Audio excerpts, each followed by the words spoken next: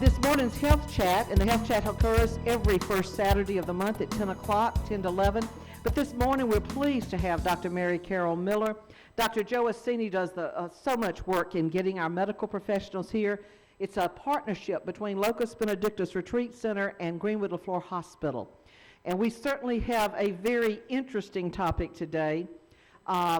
We've had great health chats. Dr. Jimmy Miller, who's back in the back, came and gave a great talk on back pain. He's a neurosurgeon in Greenwood, and you work with him. You're an internal medicine doctor, and she works with her husband, and so proud to have them back in Greenwood. She was a hometown girl.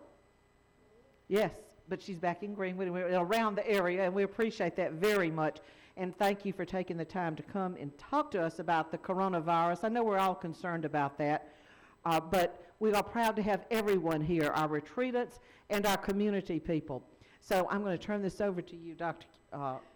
Miller. Thank you. Thank you, Magdalene. Can everybody hear me okay? Yes. Okay. I'll make one correction to Magdalene's kind introduction. I'm family medicine.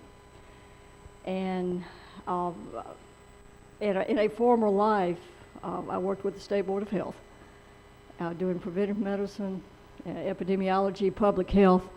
So this is of great interest to me, as it is to all of us.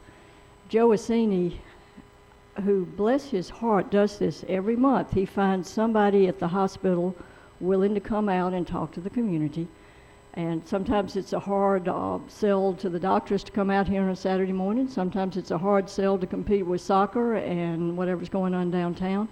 But this is a wonderful service that the hospital and Lotus Benedictus provides to the community, and I want to thank Magdalene for all the work that she does every month making this happen. It is very worthwhile, and I appreciate the chance to be here. When I was talking to Joe back in January, he was all down in the mouth because he knew he was not going to be here today. He has a grandchild in Brooklyn having a birthday, and he was going to leave to go to New York, and he was moaning and groaning, as we've all known Joe to do. And I said, well, there's this coronavirus stuff in China. Do you think that's something anybody would be interested in? Well, if I had told him I was going to talk about fleas on basset hounds, at that point he would have said, yeah, please, yeah, do it. I said, well, Joe, it's probably not even going to be an issue by March, but I'll block that Saturday off and we'll do it. And as the time grew closer and the media was absolutely saturated and the story got bigger and bigger, I'd run into Joe and he'd say, you're still going to do it, aren't you? I said, if I'm feeling well, I will do it. So Joe has gone to his grandchild's birthday, for which we're grateful, and I appreciate y'all being out here on Saturday morning.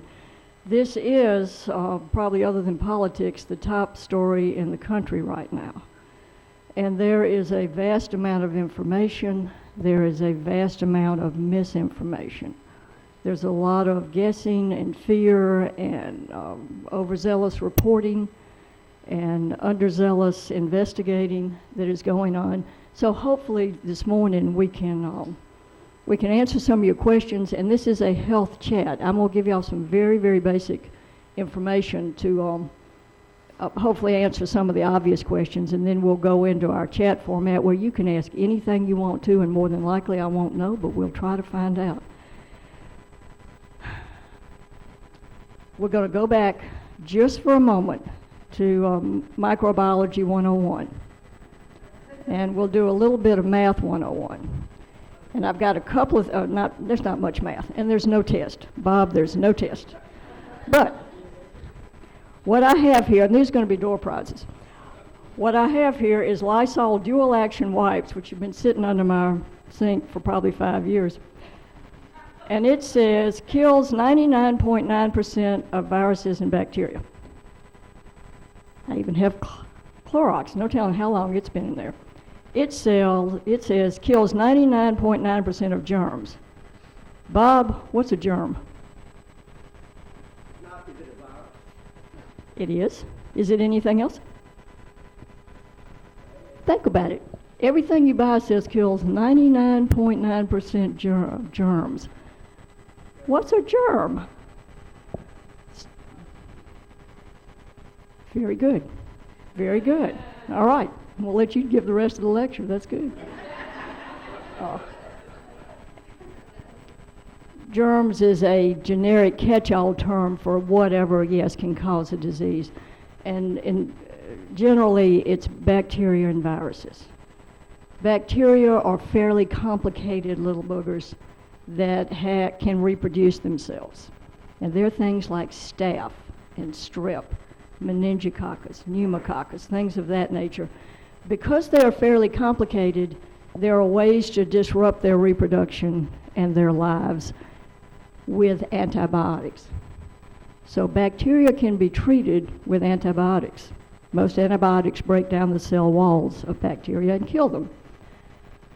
Viruses, on the other hand, are some of the simplest organisms there are. Tiny, tiny microscopic organisms that are basically nothing more than a little filament of genetic material. This is bringing back bad memories for anybody. A little filament of genetic material, RNA or DNA, in a little protein globule. So think of them as little bubbles.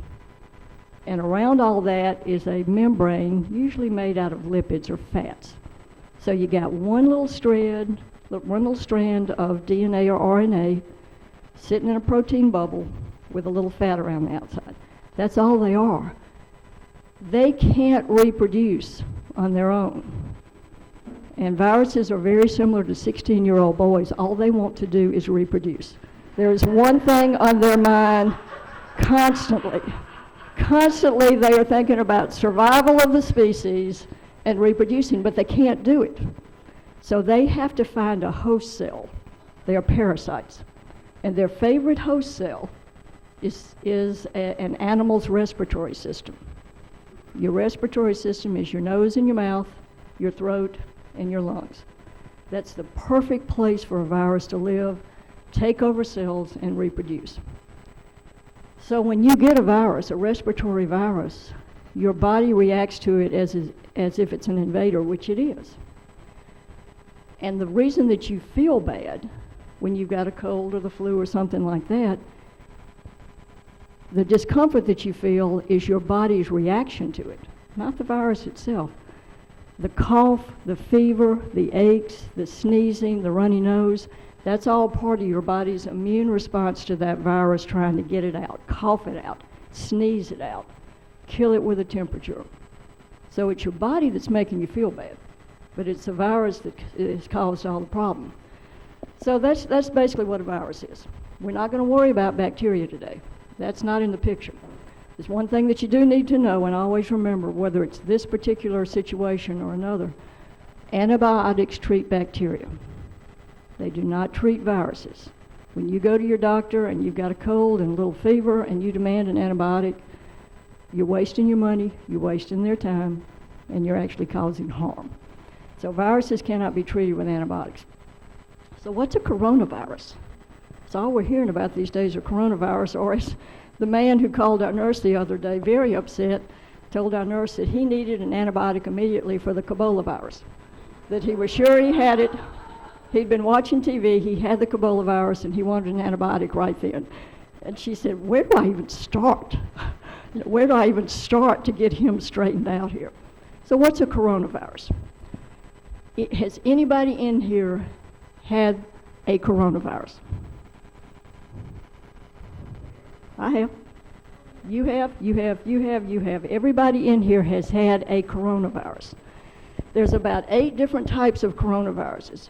They are called this because these little globules have little bumps on them, little protein nodules on them. And if you look at them under an electron microscope, they look like a crown, corona crown. So that's why they're called coronaviruses. 4 of the coronaviruses are nothing but the common cold. Those are rhinoviruses. Rhino, rhinoceros, nose. They make your nose run. Those are coronaviruses. The flu that hopefully you get a shot for every year is a coronavirus. It changes every year, but they're coronaviruses. So the term coronavirus as such is nothing to be terrified of. We've all had it. This is a novel coronavirus, though. This is one that just popped up in China. If you've been following this all along, you know that the first big outbreak was in Wuhan, China, and probably came out of a fresh meat market. In China, they have large open-air markets where they sell animals that you and I would not be prone to eating. All sorts of mammals, all sorts of things like bats and reptiles. This is a cultural thing, and sometimes they are alive.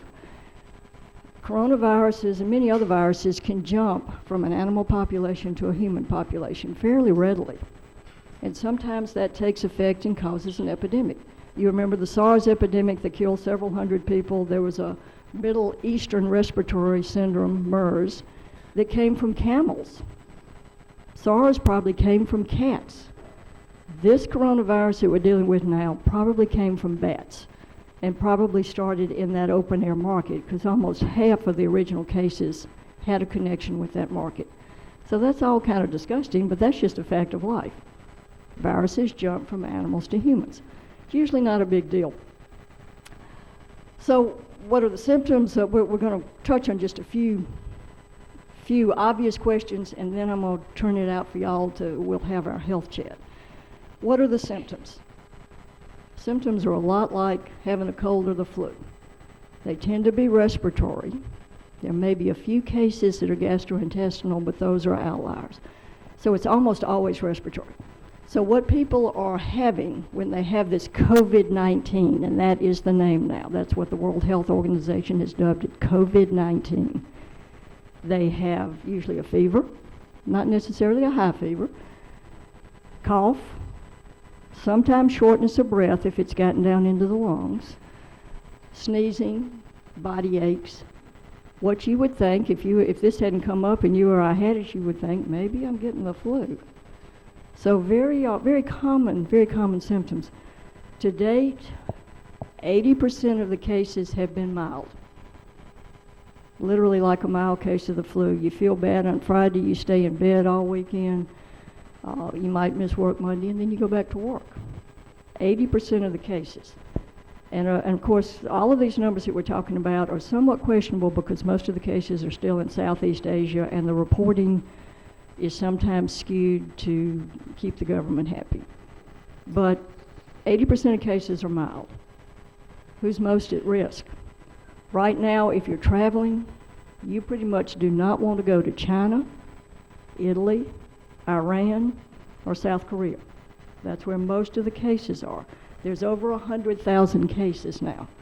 There have been about, oh goodness, I don't know if I've got that right in front of me, right over 100,000 confirmed cases with a death rate of there have been about 3,500 deaths. So those are the countries where you're most at risk. In America, you can't pin down one particular place and say don't go, although the worst of the cases in America right now are in Washington State. There have been, as of noontime yesterday, and I've got some handouts here that are already out of date. I did them Wednesday. U.S. has had about 230 cases nationwide. What has America got? 300 million people? Don't panic. About 230 cases, 14 deaths. 13 of those deaths have been in Washington State and 1 in California. It has spread to 20 states now. Closest ones to Mississippi are Tennessee, Georgia, and Florida. As far as I know, as of early this morning, Arkansas, Louisiana, Alabama, no cases. So it's getting closer. And eventually, Mississippi will have a case. How does it spread? It spreads by something called respiratory droplets, same way as when you've got a cold or the flu. Your nose is running, you're coughing, you sneeze. I meant to look this up and I forgot. When you sneeze, the speed at which that comes out of your nose is astonishing. It's like one of Bob's helicopters going full speed. It is astonishing. And you've got about a 6-foot range. That's kind of gross, but it's true. So these respiratory droplets, which are full of the virus, when you sneeze, out they go. They land on a surface. How long they can live on that surface is questionable. Maybe a few minutes, maybe hours, maybe days, not likely. So if I sneezed on this podium today, Magdalene could wipe it down this afternoon, we'd probably be okay. So it spreads by respiratory droplets. As far as we know, there is no There are some type of viruses where you can literally walk by someone and you can catch it. Measles is one of those. You don't have to be coughed on or sneezed on. You don't have to touch something. Simply being in the room with a person who has measles can cause you to catch it. You can't get it from a product that you ordered from China. If you ordered something from China, and a lot of what you order off of Amazon is coming from China, you can pop the little bubbles in the packaging safely. These are all things I've heard. You can't get it from eating Chinese food. You can go to the Chinese restaurant. You can't get it from drinking Corona beer. Their sales have been impacted. That's true, and that's one way to do it. I actually saw a meme on Facebook that had the beer cooler with all of the beers, had a little face mask on, and then there was the Corona sitting in the corner. So, use your common sense. How easily does it spread? In epidemiology, there's something called a reproduction number, which tells you how many people are likely to catch something from one individual. Let's say that one person in here has coronavirus. You would most likely infect, on average, 2 people. Then those 2 people are going to infect 4 people. Those 4, 8. Here's our math. 16. So it's an exponential growth. So coronavirus has a reproduction number between 1 and 3. Measles has a reproduction number between 12 and 18. That's why once it gets out in the community, you've got a serious, serious problem if folks aren't vaccinated. What's an incubation period? You're going to keep hearing about incubation periods and why they've got all these cruise ships sitting out there in the ocean. Incubation period on coronavirus COVID-19 is probably 2 to 14 days. That is from the time you're infected. Let's say that somebody here has it today, and we're all exposed to it. Our incubation period would be anywhere from a couple of days when we started having symptoms to 2 weeks when we started having symptoms. After 2 weeks, if you haven't developed any symptoms and you don't have a positive test, you don't have it. So that's why they're keeping people on these cruise ships. Or when people come from China, they're making them stay somewhere in basically quarantine for 2 weeks. After 2 weeks, you're clear to go. So that's what an incubation period is. It's from the time you're exposed to the time you start having symptoms. How dangerous is it? It's I won't say it's a slow news cycle right now, but it's a slow enough news cycle that if you turn the TV on at any given time, you're going to think we're all going to die. Well, we're all going to die. We're not going to die from COVID-19. Right now, it looks like about a 3 to 3.5% fatality rate. Fatality rate is the number of people who have it who die. It's more than likely much less than that because still most of our cases are in countries that are not totally upfront with us.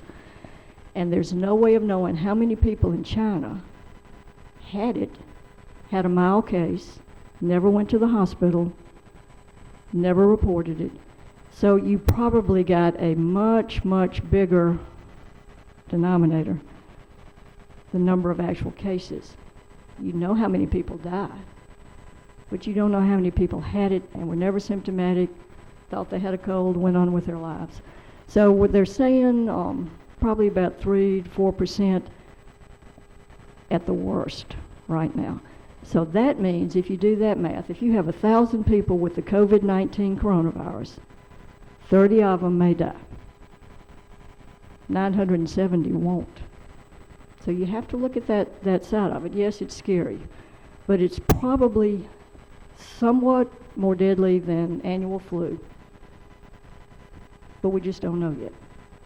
Annual flu has a fatality rate of about 1%. So this year, 30 million people have had the flu this year. And 300,000 something were hospitalized. This is the flu that we all know is coming every year. We all get shots, or we hopefully get shots in the fall. 30 million people have had it. About 300,000 people are hospitalized. And about 18,000 people have died. So that's a fatality rate of considerably less than 1%. But we deal with that every year. That's just a fact of life. It's flu season. We know a certain number of people are going to get it. Certain number of people are going to die. Are there any tests to pick up on it? Yes. Finally, we have a test developed by the community for the Center for Disease Control in Atlanta that every state health department now has COVID-19 testing capability. They do not need to be overwhelmed. There's only like 75,000 of these tests available in the country. There will be more.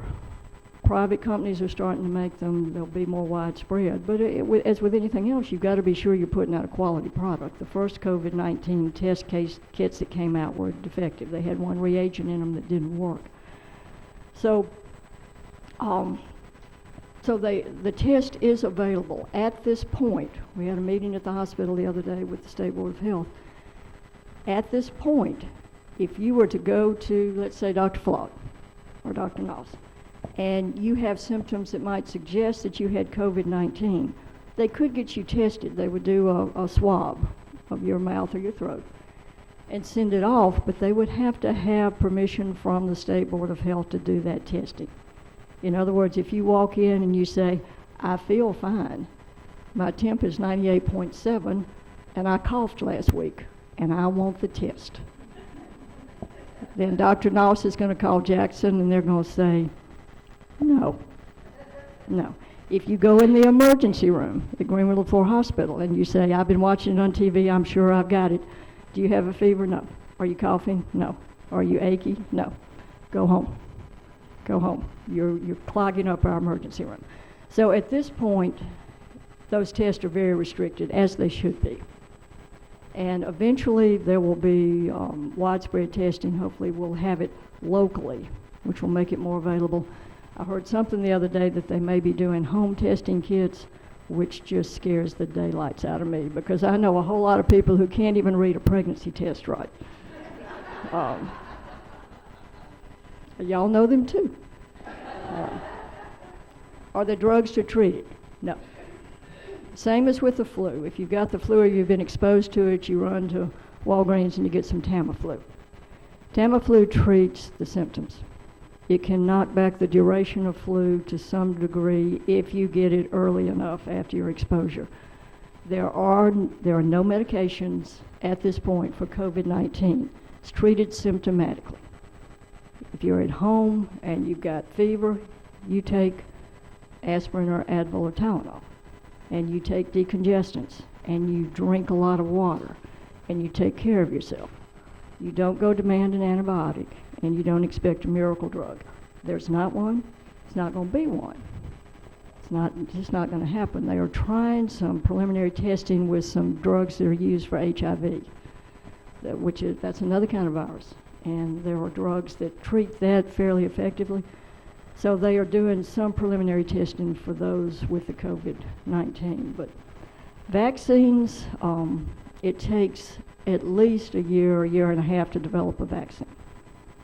We have a different flu vaccine every year. During this current flu season, the CDC and other and research labs are already working on next year's vaccine based on what the most likely bug is going to be. So there will hopefully be a COVID-19 vaccine, but it's not going to be next week. I don't care what the politicians want. It is not going to be next week or next month or this season. Now, just like with the flu, we don't know this yet, but hopefully this entire COVID-19 crisis, if you want to call it that, will start to diminish on its own once the weather improves. And I don't say that out of just hopefulness. Viruses that attack the respiratory system love a dry respiratory system, which we get by being inside, and they like cold weather. They like it to be a cold, dry respiratory system.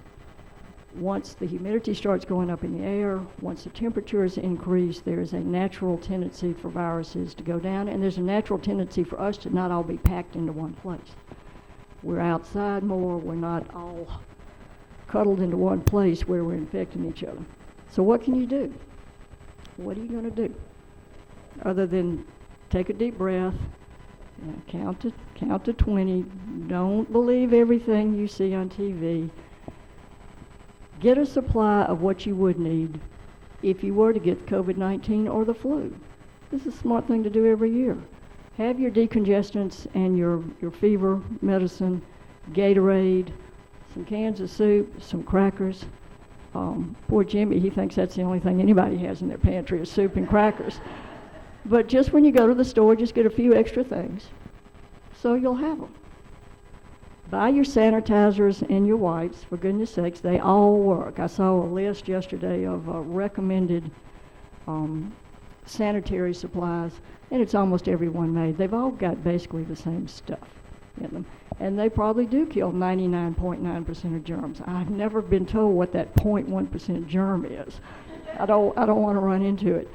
Take care of yourself. This time of year, whether it's COVID-19 or whether it's next year's flu season, stay hydrated, get your sleep, take care of yourself, and be prepared.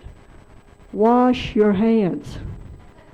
We're gonna pretend this is for the first grade class at Little Red Schoolhouse. Wash your hands. All of this about washing your hands for 20 seconds with soap and water. If you've got the hand sanitizer, great. If you don't, soap, plain old soap, breaks down that lipid membrane on viruses, kills it.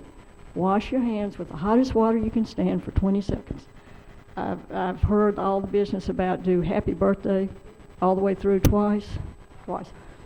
And then I saw something about alternative songs if you're just sick of happy birthday. Here's my recommendation. Do 3 rounds out loud of Hotty Toddy. If you don't know it, I will teach it to you. Those of you from out of state, we'll have a little session after this is over. Do 3 hearty rounds of Hotty Toddy. Hell State will not do it. It won't do it. Anybody who needs help with that, see me afterwards. What about masks? Masks are a waste of money. They are only useful on patients who actually have the COVID-19. If a patient has the COVID-19, they will be fitted with a mask and they will have that mask on. Special masks, which would be used in the hospital for this, prevent the virus from being expelled outward. The mask that you could go buy at the drugstore or that you pick up a stack of if you're going to see a friend at the hospital, which has happened, they are not going to protect you. Then the nurses at the hospital don't have those masks. And this is a real problem right now. If you look on Amazon and you're trying to buy a box of face masks, you're going to be gouged. Don't do it. Do not do it. Do not run out and buy a face mask. It's not going to help you. It's not going to protect you from anything. And it keeps the health professionals who really need them from having them. Every year at the hospital when we get our flu shots, we're all fitted for a certain kind of mask called an N95, which is a special medical mask that will protect healthcare workers. Goodness knows, I hope we don't get to the point where everybody has to have one of those because they can't be manufactured fast enough. So don't go out and buy a box of face masks. Wash your hands, get plenty of sleep, get out in the fresh air, don't get in too many enclosed spaces. I don't know if it's an overreaction right now that they're talking about having the March Madness basketball games without crowds. They canceled South by Southwest in Austin. My son was supposed to go on a business/10th anniversary trip to Seattle a couple of weeks ago. It got canceled along with his 10th anniversary trip. He's in serious trouble.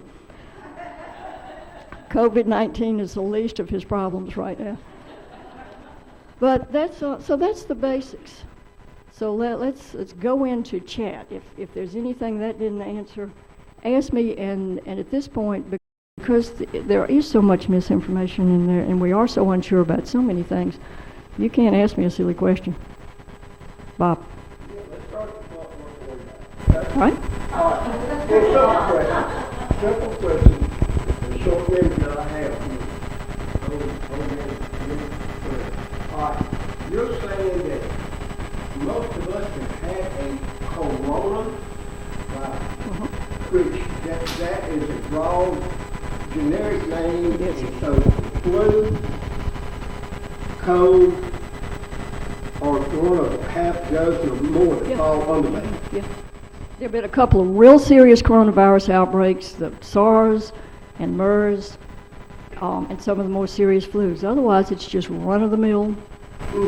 Yeah. All right.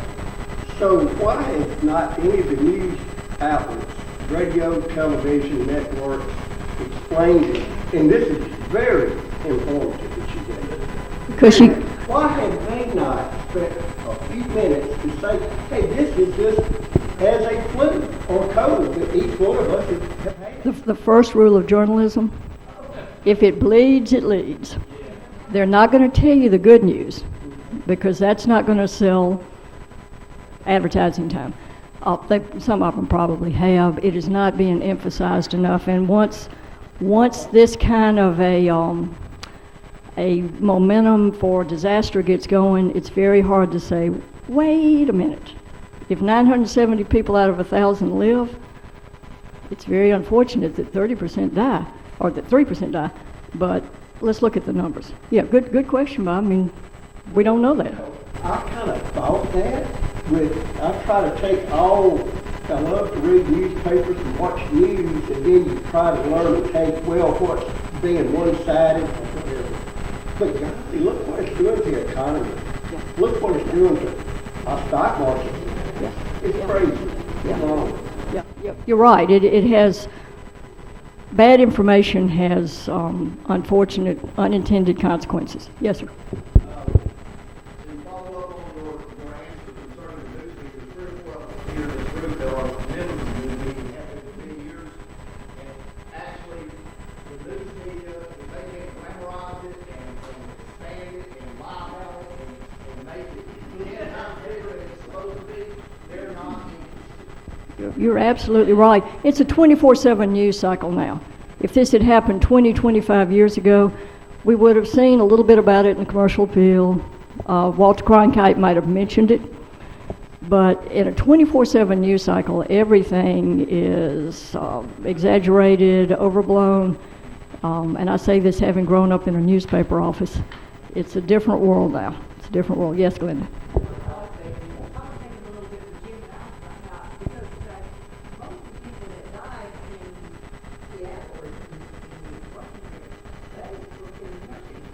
They were, yeah. Yeah, I think you're right, Glenda. And I was really surprised when Jim, my son, called me and said, the state has canceled our trip to Seattle. I think all of the 13 deaths in Washington, don't hold me to this, have been connected with that nursing home. And the fatality rate, the fatality rate by age, this is not just in America, this is what information we can get out of China. If you are in your 80s, it's about a 15% fatality rate. If you're in your 70s, drops down to about 8%. If you're under 50, you've got less than a 1 in 300 chance of having a fatal case. The people most likely to get a serious infection or to die are the same people who are going to most likely get in trouble with flu.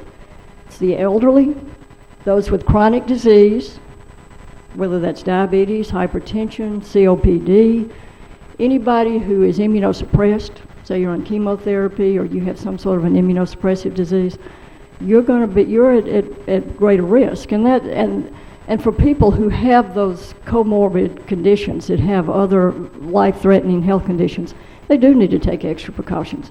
But I think all of those cases, except maybe one in Washington State, were elderly people in their nursing home.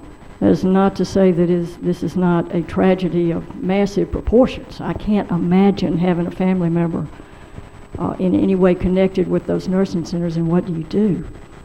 But it is a fact that it tends to hit the elderly. So COVID-19 doesn't seem to be hitting children much at all, which is unusual. Most flu is deadliest to the very old and the very young. But children, infants, seem to be fine. There hasn't been any known mother-to-child transmission prenatally. You know, some diseases you have to worry about a pregnant mother giving it to the child. We haven't seen that at all, not even one case. So that's good too. So there's some good aspects here, but yes, good point. Right now, it seems in America to be pretty much the elderly. Mhm.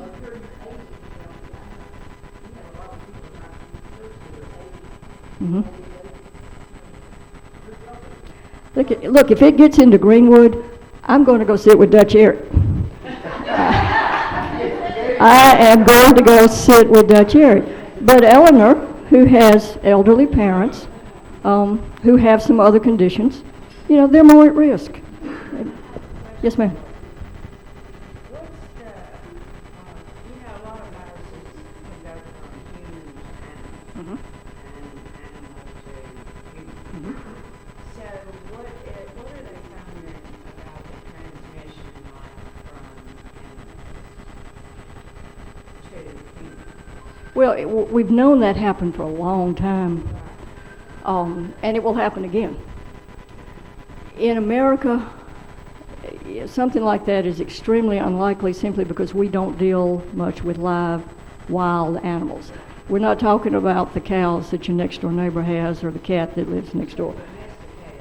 Domesticated animals don't seem to be a problem. It is more of a wild animal type thing, and people, usually in other countries, being exposed to camels, bats. Other thing that I've heard a lot about is the people that are getting the COVID-19, of course, are getting the pneumonia that goes along with it.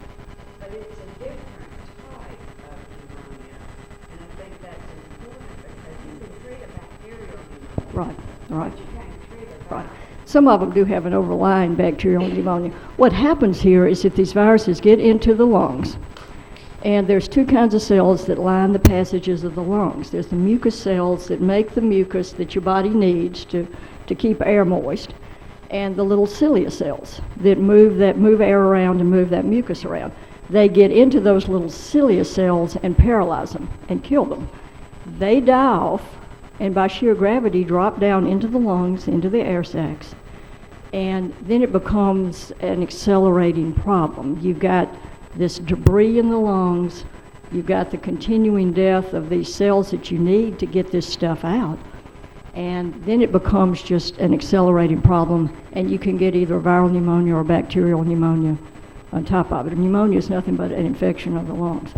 So technically, you know, everybody who has the flu, if it's down lower respiratory, they've got a pneumonia of a sort. They were following these people on Facebook, of course. 8 from America, and they're all doing well. The 4 from the UK, and the UK did not send anybody in to get their people. My daughter's been in contact with 2 of these people. The wife is finally better, but the husband has viral pneumonia and is not doing well. And she said at first his family was very confused because they were not treating the pneumonia. But as it came to be known, he didn't even have the bacterial pneumonia. Yep. So all you can do is support. So all they were treating was the symptoms. That's all you can do. Yeah. If it's a bacterial pneumonia, you can. Not, I mean, he's been there for like a month. Yeah. Yeah. It's very, very hard to get ahead of that. It's very hard. And they'll test negative for a day, and then the next day they'll test positive again, you know, so. That's because his immune system's being overwhelmed. And eventually it can be so overwhelmed that everything else starts breaking down too. You've got to have 2 negative tests before they'll let you out of the quarantine. Yeah. Is that correct? I think so. I'm not sure about that though. Jimmy? Yeah. Yeah, don't touch your face. Yeah. And I defy anybody in here to go the length of this time in here and not touch your face. I'm sure you've all seen it's funny, but it's not funny, the poor woman who was giving the press conference talking about how you touch your face 22 times an hour on average. Don't touch your eyes, don't touch your nose, don't touch your mouth. And she's very serious, and then as she reaches to get the next piece of paper, she looks at and I think, that poor woman, she's a well-educated expert, and this is going to be her legacy. Yeah, Catherine. In preparation, beef potato. I hear you should rush to the store and buy as much non-perishable items. I heard you say soup. I mean, I'm talking about pills, chili, I'm trying to know everything you can possibly get to supply and feed yourself because you won't be able to leave the house. Isn't that over the top from what you're saying, or should we rush to marketplace? It's probably an overreaction. Marketplace would love for you to come do this. I'm going to touch my nose here because it's itching. Yeah. Yeah. No, you shouldn't. If it makes you feel better, you should do it. And it's probably, if we all stand back and look at this from a logical standpoint, it's probably a wise thing to do every year. We all know the old jokes about the 1 inch of snow and then they run out of toilet paper and milk and bread. But in the wintertime, not necessarily for weather-related problems, but for if things are going around. You know, if in the community of Greenwood, even if it's not a worldwide epidemic or pandemic, whatever you want to call it, you know, we're probably wise in the winter if we just said, okay, it's coming on. We need flashlight batteries. We need an alternate source of heat. We need some food. In case we come down with the flu and Dean's off doing something else and won't help you, and you're going to be stuck at home for 4 or 5 days. You know, you could call us at church and we might put something on your back doorstep and run. But if these are non-perishable items, you know, it's probably not a bad idea to have them. You just never know. This proves, as many other things prove, that we don't know what tomorrow's going to bring. Nobody saw this coming. And like I say, back in January when I told Joe I'd give this talk, I thought, this is going to be a waste of time. Because by March, this will be on the bottom of the bird cage. Yes, ma'am.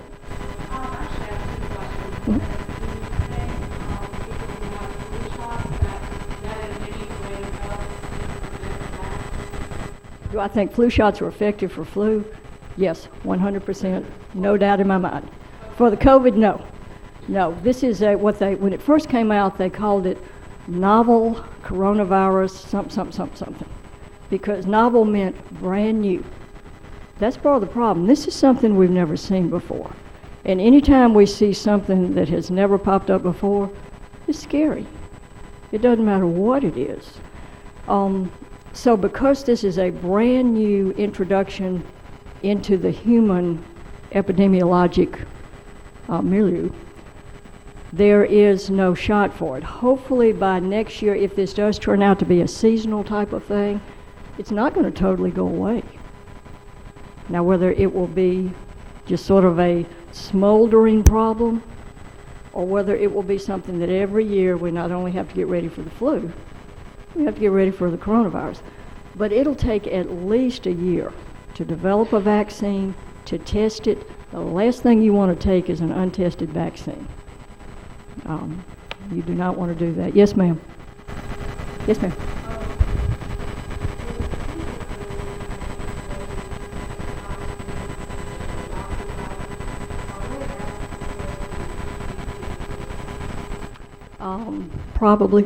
Probably out of frustration, yes. Yes.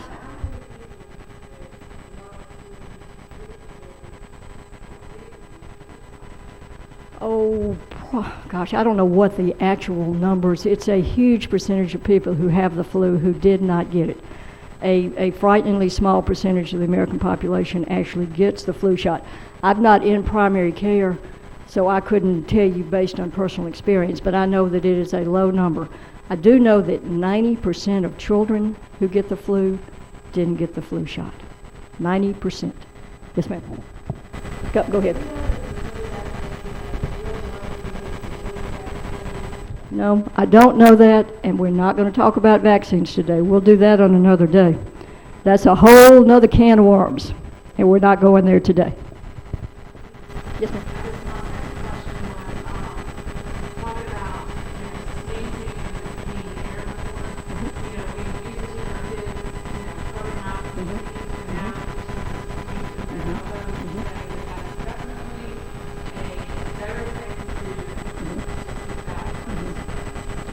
Yeah, and I wondered about that at first. I thought, oh, that's just gross.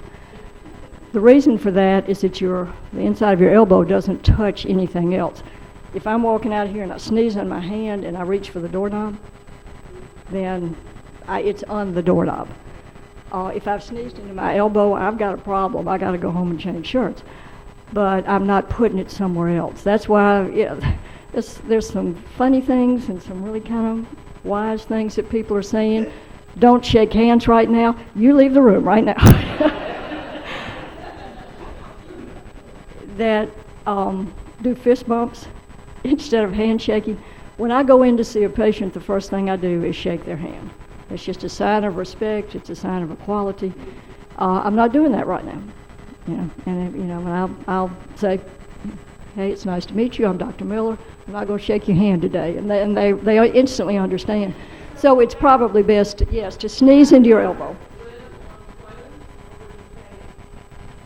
It probably can for a few minutes. I mean, honestly, if you sneezed on your clothes, you need to go wash it off a little bit or change clothes. But you are not instantly transferring it onto something else. Yes, sir. So you said the flu is the coronavirus. Yes. Mm-hmm. So they say the new coronavirus is a novel coronavirus. Mm-hmm. Is every new strain of flu a novel? The flu mutates.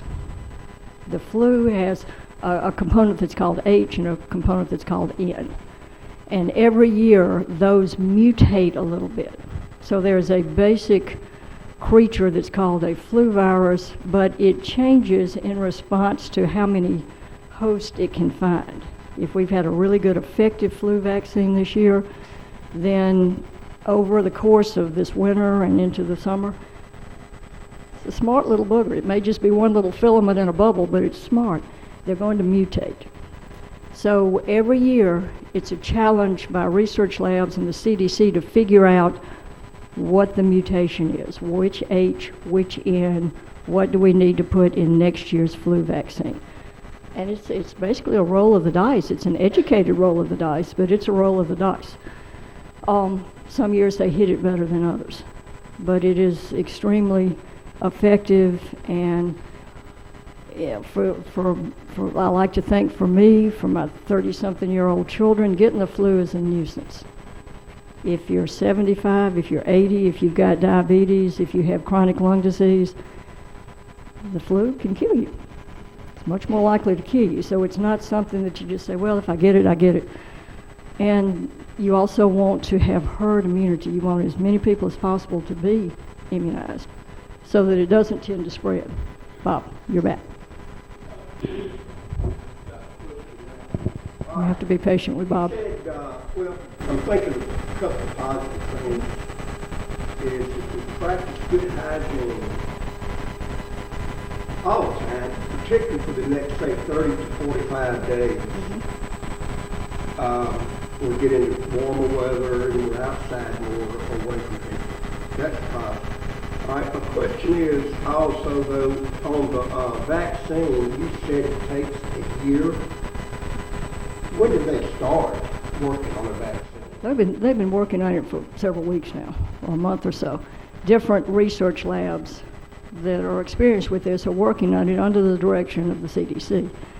But first you've got to isolate the virus, you've got to identify its particular characteristics, you've got to come up with a vaccine is basically an attenuated form of what you don't want to get. And enough of it is given to you in the vaccine so that your body recognizes those proteins in that particular strain of virus and says, if I see this again, I'm going to react. I'm going to push it away. That's all the vaccine is. So what they're trying to do right now is identify these characteristic proteins in this particular virus, get it to grow in cell culture. Got to do that. And then craft the vaccine and test it. So there'll have to be volunteers who are willing to step forward and say, yeah, I'm willing to test it to see, if there's any side effects. We have had vaccines in the past. Remember President Ford lining up for his, swine flu, getting his shot.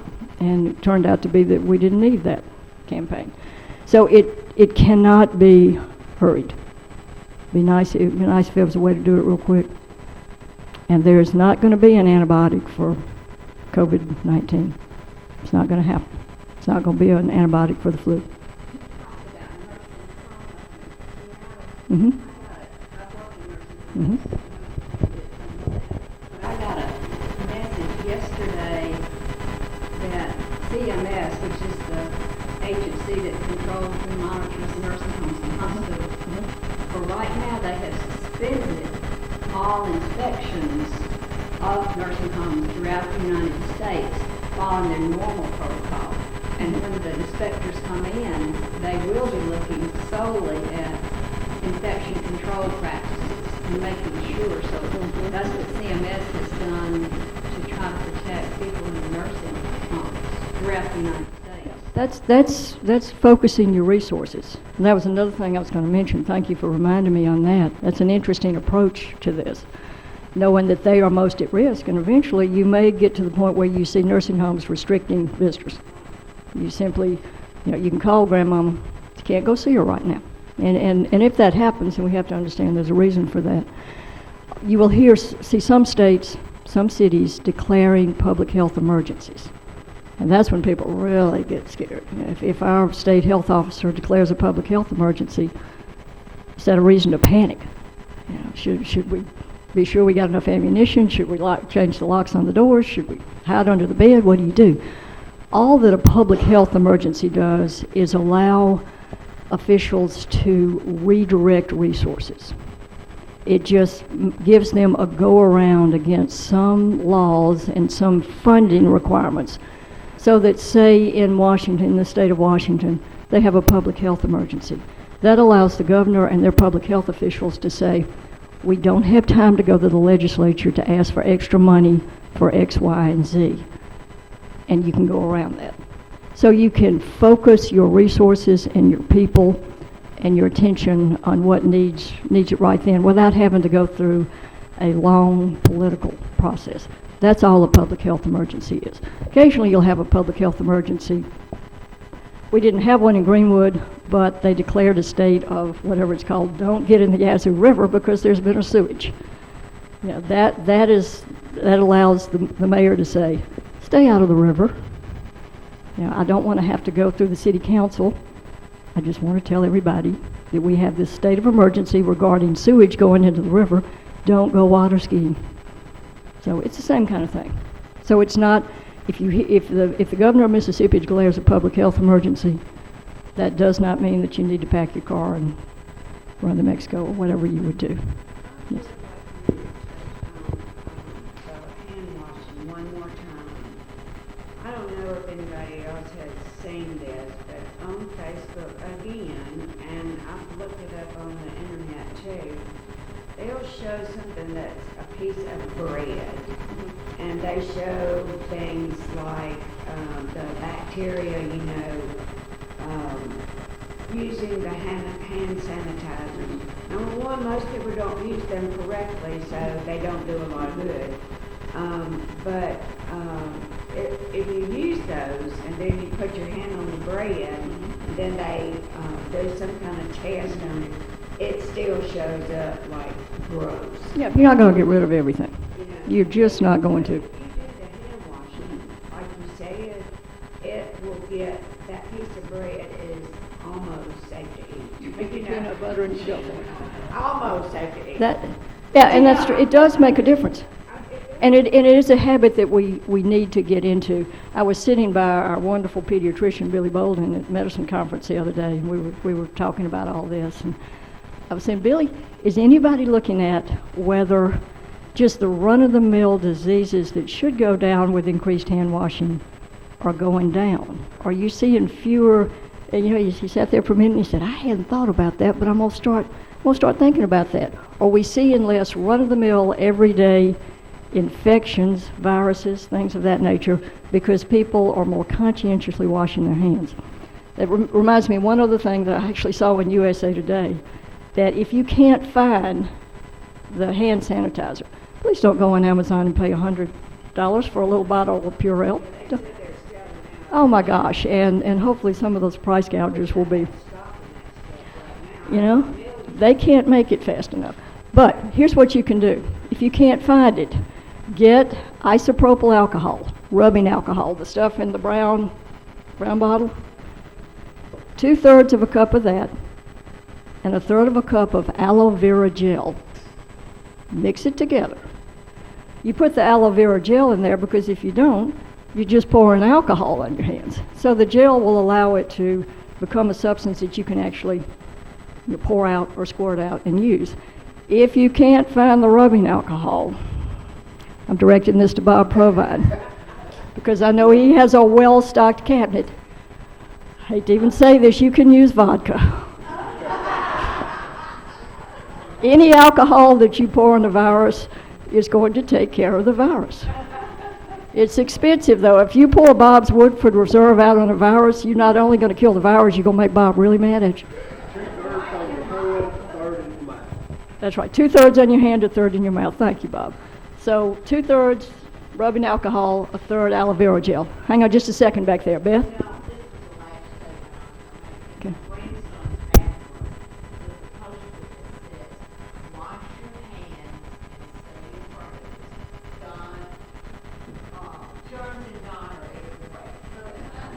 That's perfect.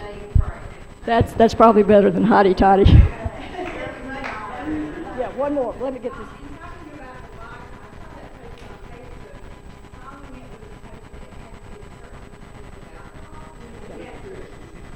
Yeah, it's a 60% percentage, so you got to have 30 proof.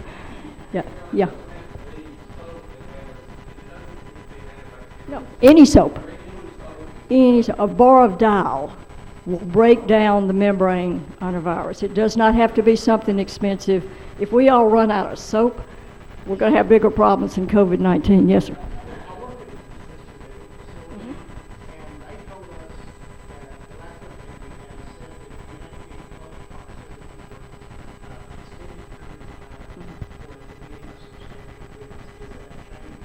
No, that has not changed, and that's the case pretty much with any type of viral carrying over. If you are more likely to get it, say, if you are living with someone and you are in close proximity to them for an extended period of time, even if they're not coughing and sneezing.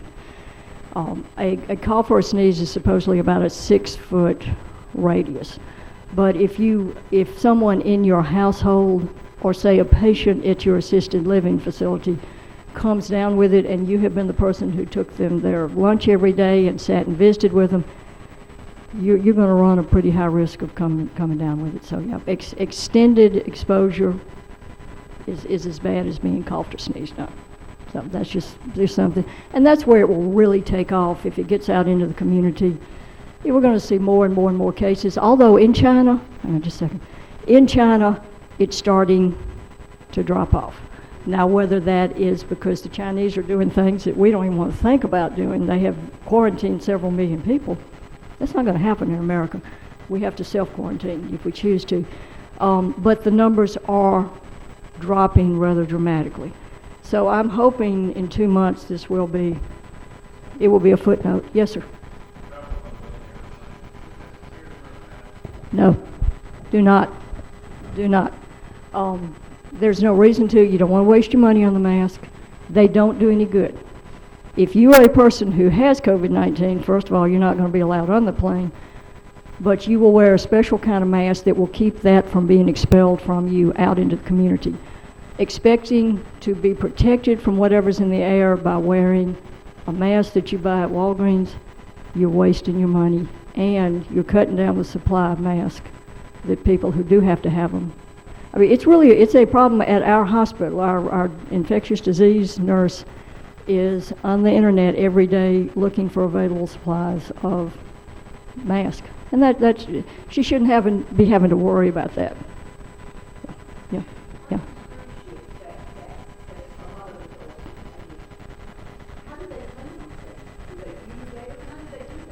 Beats me. I'm glad I don't have to do it.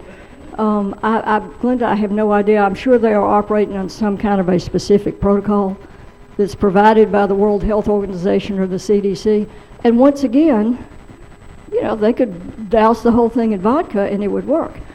But you can't do that. So there is some, hopefully, efficient way to go in and spray and wipe and eliminate whatever can be eliminated. They may be having to throw away 3,000 bed sheets, 12,000 towels.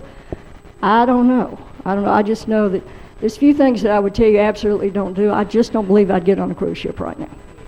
Because you are in a confined environment and you can't get away.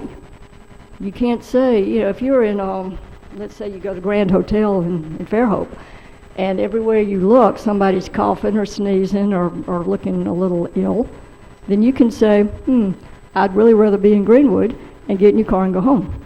But if you're on a cruise ship in the middle of the Caribbean, you're on the cruise ship in the middle of the Caribbean with a lot of people that you probably don't want to get to know any better. Anybody else? Any other questions? Thank y'all so much. Appreciate it.